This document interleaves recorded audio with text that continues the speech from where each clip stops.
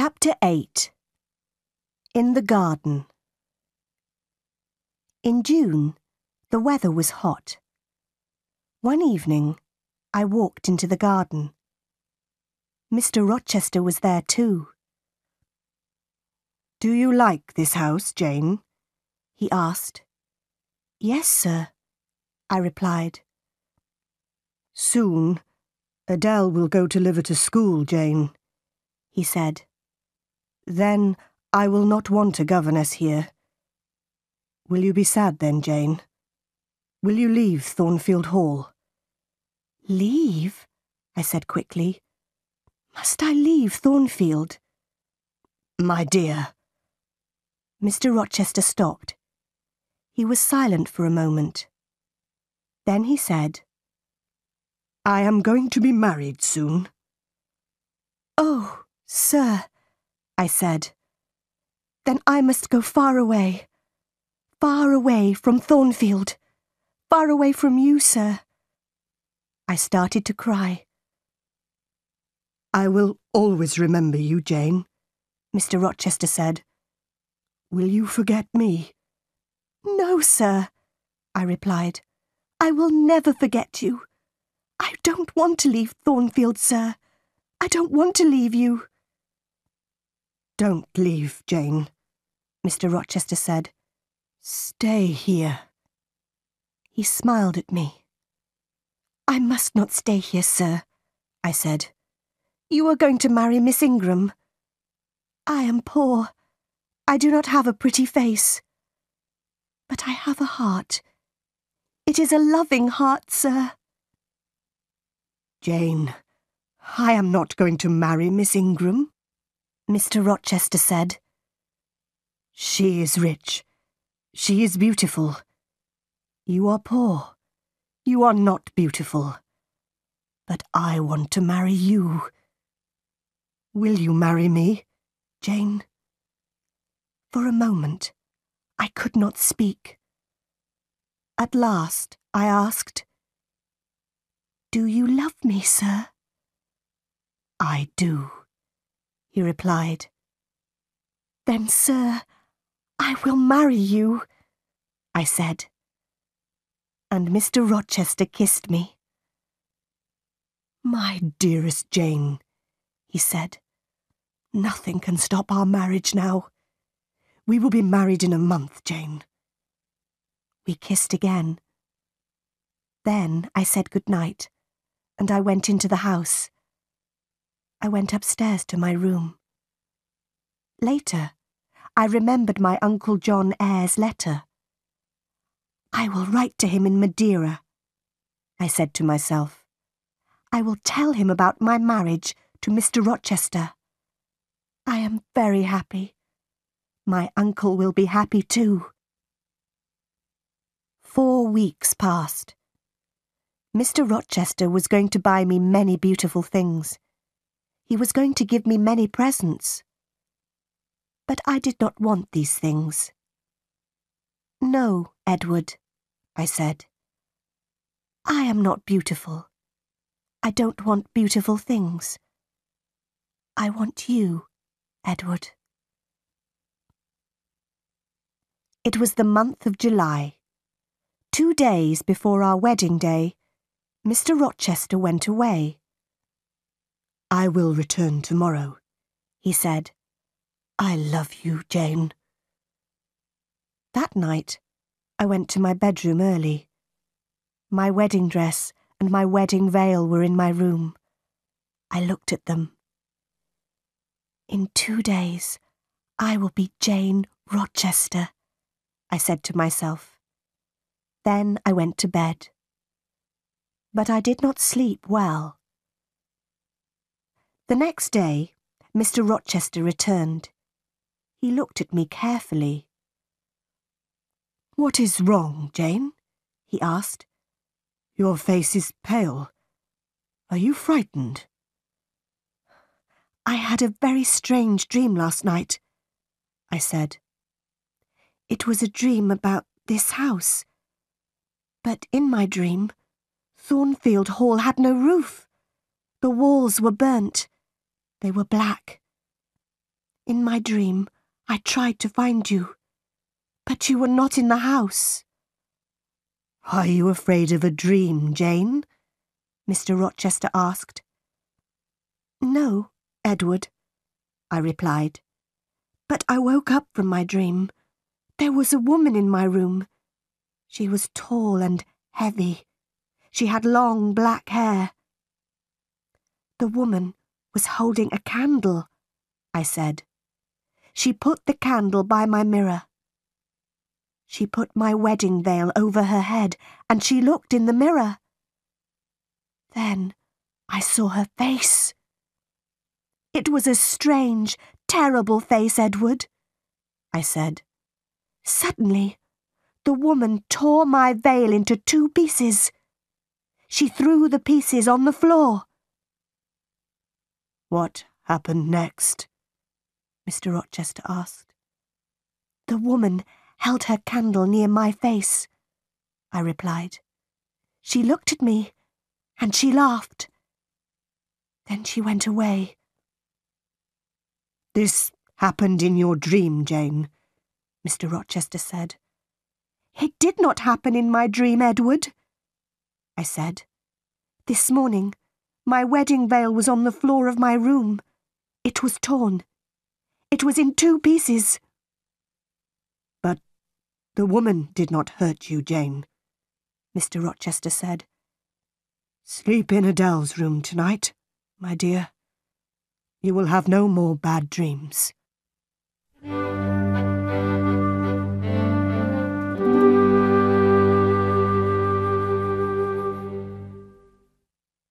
Chapter 9. Mr. Rochester's Wife. It was our wedding day. We were going to be married in a church near Thornfield Hall. After the marriage, we were going to travel to London. I got up early. I put on my wedding dress and I went downstairs. Mr. Rochester was waiting for me. At 8 o'clock, we walked together to the church. The clergyman was standing by the door of the church. There were 2 other people inside the church, 2 men. They were sitting in a dark corner. I could not see them very well. The clergyman started to speak. At every marriage, the clergyman asks an important question. He asks the people in the church, "Is there a problem about this marriage?" The clergyman spoke loudly. He asked this question, and he waited. There was silence for a moment, and then one of the men in the dark corner stood up. He spoke loudly. There is a problem. These 2 people must not be married, he said. There is not a problem, Mr. Rochester said to the clergyman. Please go on with the marriage. No, I cannot go on with the marriage, the clergyman replied. He spoke to the man in the corner. What is the problem, sir? He asked. Mr. Edward Rochester has a wife. Mr. Rochester turned and looked at the man. Who are you? What do you know about me? He asked angrily. My name is Briggs, sir. I am a lawyer, the man replied. I know many things about you. 15 years ago you were married in the West Indies. Your wife's name is Bertha Mason. She is alive. She lives at Thornfield Hall. How do you know that? Mr. Rochester shouted. The other man in the dark corner stood up. He walked towards us. It was Richard Mason. Bertha Mason is my sister, he said. I saw her at Thornfield Hall in April. Mr. Rochester's face was pale. For a minute, he was silent. Then he spoke quietly. It is true, he said. My wife is living at Thornfield Hall. She is mad. Come to the house, all of you. Come and see Mrs. Rochester. Come and see the mad woman. We all left the church. Nobody spoke. At Thornfield, Mrs. Fairfax and Adele were waiting for us. They were smiling happily. Nobody will be happy today, Mr. Rochester said. We are not married. Briggs, Mr. Mason, the clergyman and I followed Mr. Rochester. We followed him up the stairs. He took us to the top corridor. He unlocked a door, and we went into a small room. I had seen this room before. We walked through the room to another door. Mr. Rochester unlocked this door, and we saw a larger room. Grace Poole was sitting in the room, but another woman was there too. She was tall and heavy. Her dark hair was in front of her face. The woman turned and looked at us. I knew that terrible, mad face. I had seen it in my bedroom 2 nights before. The mad woman saw Mr. Rochester. She screamed, and she ran towards him. "Be careful, sir," Grace Poole said. The mad woman was very strong. She screamed, and she hit Mr. Rochester. But Mr. Rochester held her arms. This woman is my wife, Mr. Rochester said angrily. I wanted to forget about her. I wanted to marry this young girl, Jane Eyre. Was I wrong? He was silent for a few moments. Then he spoke quietly. Yes, I was wrong, he said. I love Jane Eyre, but I was wrong. Now go, all of you. I must take care of my mad wife. I went slowly downstairs.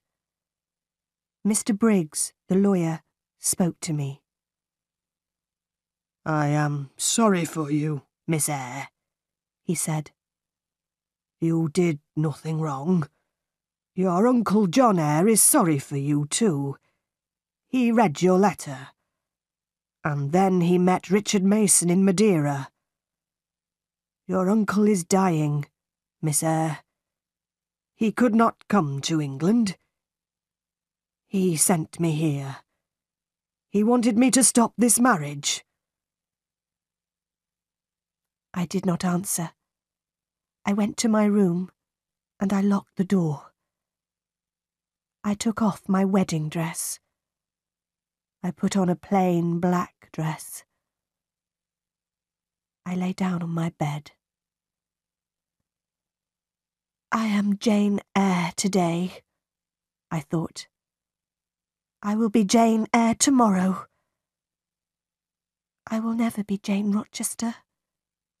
I must leave Thornfield Hall. I must never see Mr. Rochester again. My life here is finished.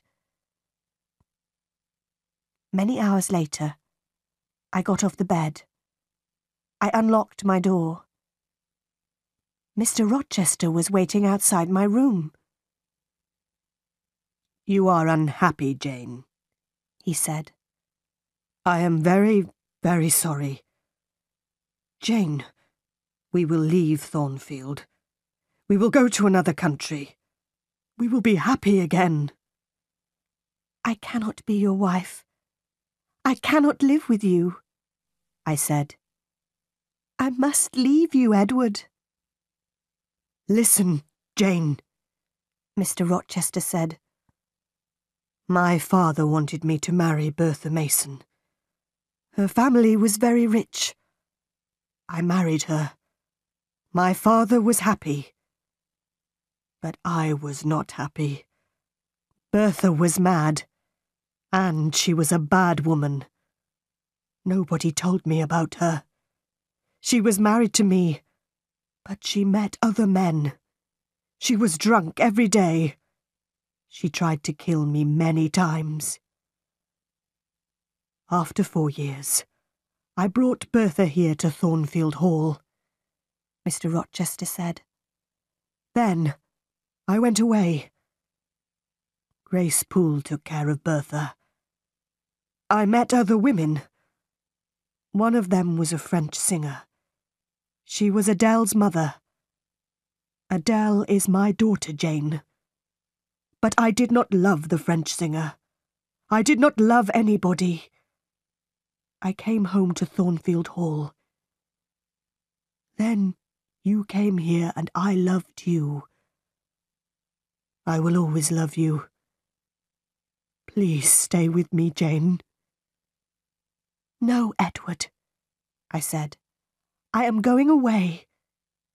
We will be unhappy, but we must not be together. Goodbye, Edward. Oh, Jane! Jane, my love! Mr. Rochester said. Don't leave me! I kissed Mr. Rochester. God will help you, Edward, I said. Quickly, I went into my room. I put some clothes into a bag. Later, I heard Mr. Rochester go into his room. Very quietly, I went downstairs. I opened the small door at the side of the house. I left Thornfield Hall, and I walked to the road. It was dark. Soon, a coach came along the road. I gave all my money to the driver of the coach. I got into the coach. Many hours later, the coach stopped. It was 10 o'clock in the morning. You must give me more money now, the driver said. I have no more money, I said. You have no more money? Then you must get out of the coach, the driver said. I got down onto the road. The coach moved away quickly, but I had left my bag in the coach. I looked around me. I was on a cold, empty moor. I was tired and hungry. I walked and walked. I had no money. I had no food. I walked until the evening came. At last, I lay down on the ground. I fell asleep immediately.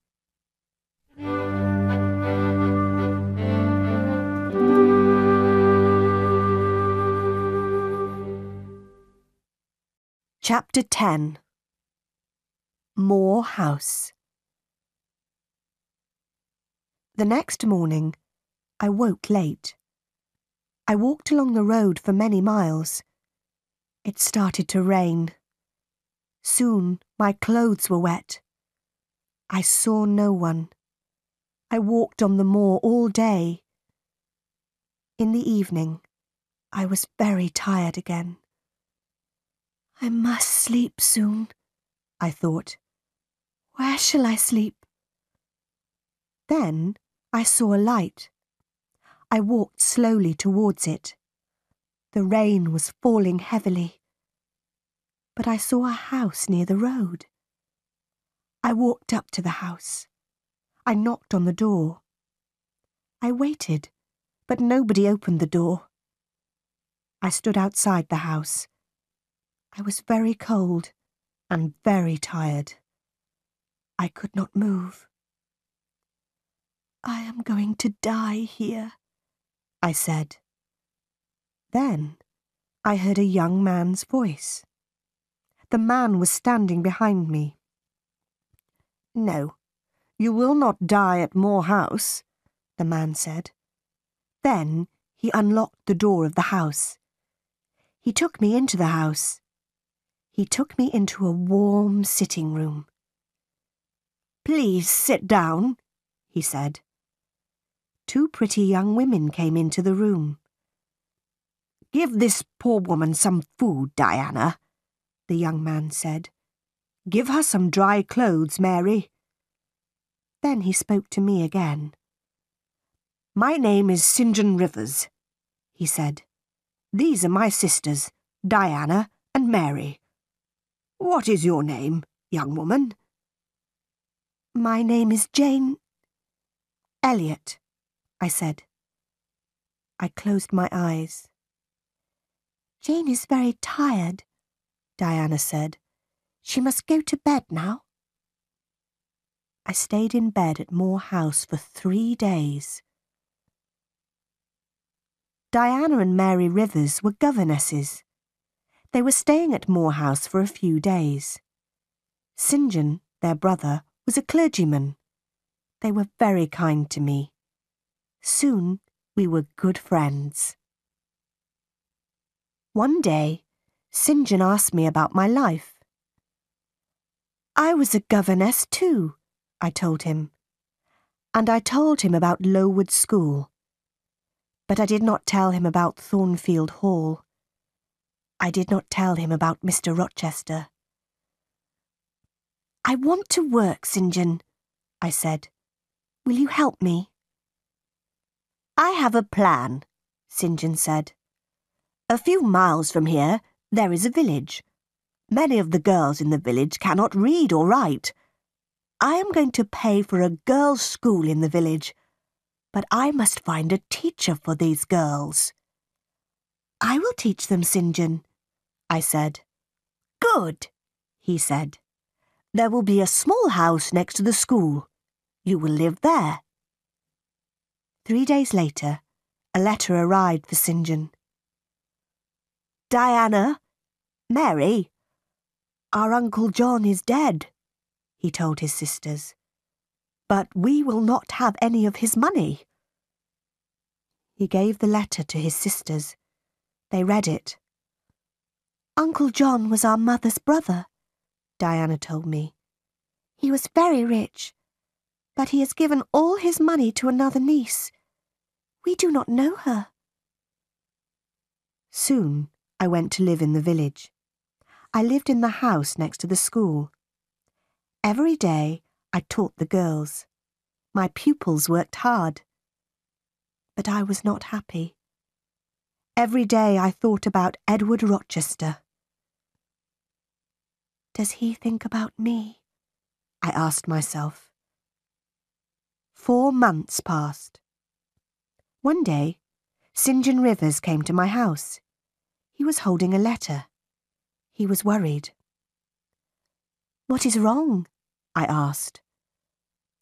I want to ask you 3 questions, Jane, he replied. Is your name Jane Elliot? Do you have another name? Do you know Jane Eyre? I looked at him for a moment. I did not speak.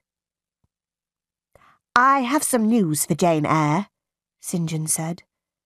Jane Eyre was a pupil at Lowood School, and she was a teacher there. Then she was a governess at Thornfield Hall, the home of Mr. Edward Rochester.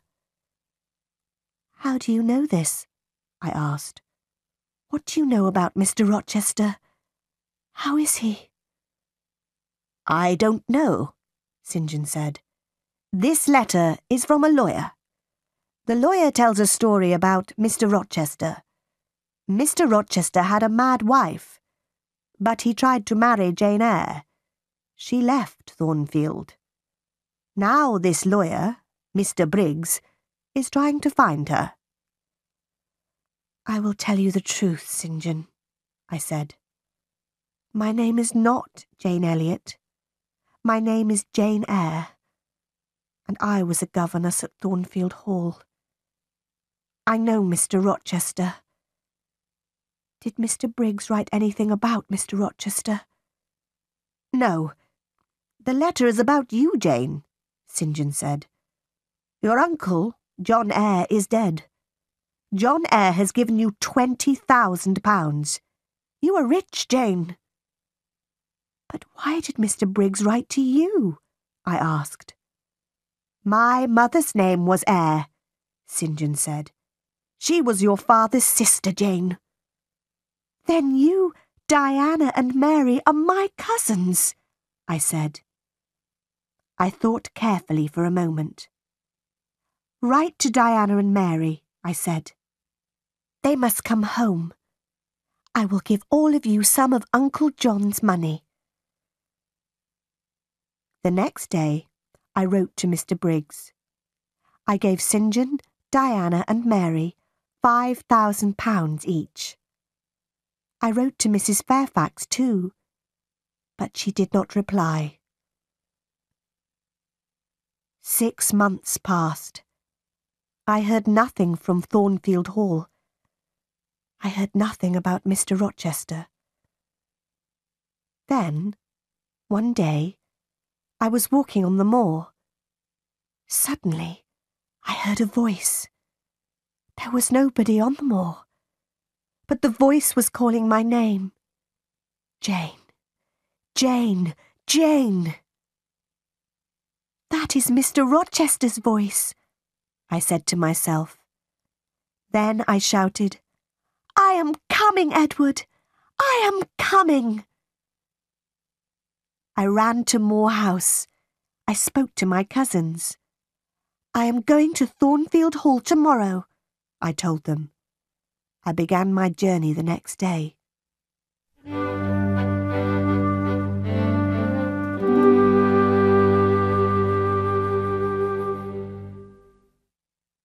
Chapter 11.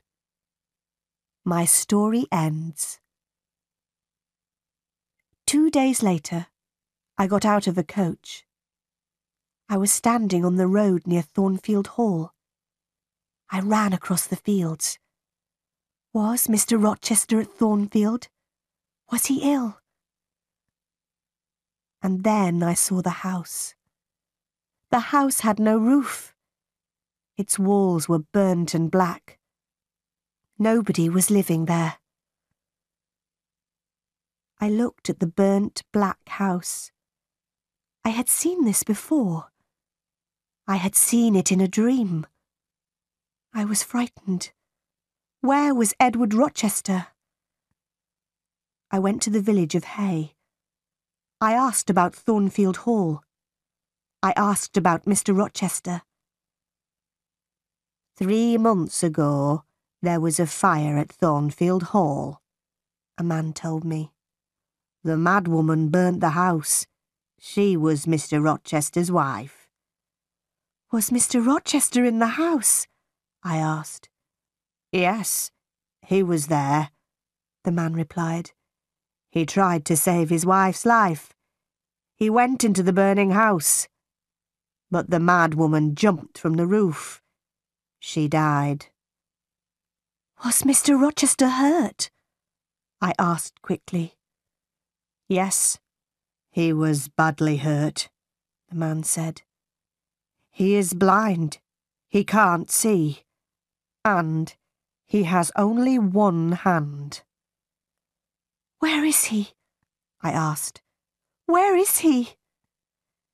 He is living at Ferndean. It is an old house, about 30 miles away, the man said. Do you have a carriage? I asked. I must go to Ferndean immediately. I got out of the carriage near Ferndean. I walked to the house. I knocked on the door. A servant opened it. I knew her. "Oh, Miss Eyre, you have come," she said. "Mr. Rochester has been calling your name." A bell rang in another room. "That is Mr. Rochester's bell," the woman said. "He wants some candles." There were 2 candles on a table near the door. The woman lit them, and she picked them up. "Mr. Rochester is blind, but he always burns candles in his room in the evenings," she said. "Give the candles to me," I said. "I'll take them to him." I opened the door of Mr. Rochester's room. His black and white dog was sitting by the fire. The dog jumped up and ran towards me. Who is there? Mr. Rochester said. Don't you know me, Edward? I asked. Your dog knows me. I put the candles on a table. I held Mr. Rochester's hand. I know that voice, and I know this little hand, Mr. Rochester said. Is that you, Jane? Yes, sir. I have found you at last, I said. I will never leave you again. Then I told Mr. Rochester my story. Why did you leave your cousins, Jane? Mr. Rochester asked. Why did you come back to me? I am blind. I have only one hand. I will take care of you, Edward, I said. But I don't want a servant, Mr. Rochester replied. I want a wife. You will have a wife, Edward, I said. I will be your wife. I will marry you. I loved you very much at Thornfield Hall. Now, I love you more. Mr. Rochester and I got married. After a time, his eyes were better. He could see a little. He saw the face of our first child. My dear Edward and I are very happy.